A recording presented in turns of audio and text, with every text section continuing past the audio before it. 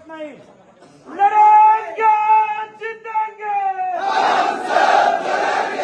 मराठा एकजुटीचा आरक्षण आमच्या हक्काचं